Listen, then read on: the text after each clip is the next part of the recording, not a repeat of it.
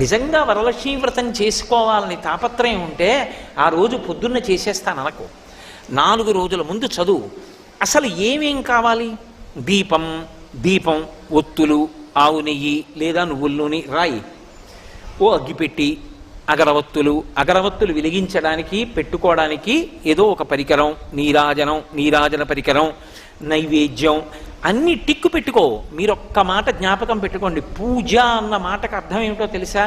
మీరు పీటల మీద కూర్చున్న తర్వాత పూజ ప్రారంభం కాదు. పూజ బాగా జరగడానికి మీరు ముందు చేసేటటువంటి సాధన అంతా పూజే. పూజ చేసుకోవాలి తొందరగా. అన్నీ స్నానానికి వెళ్ళాను అనుకోండి, స్నానం పూజ ఎందు అంతర్భాగం అవుతుంది.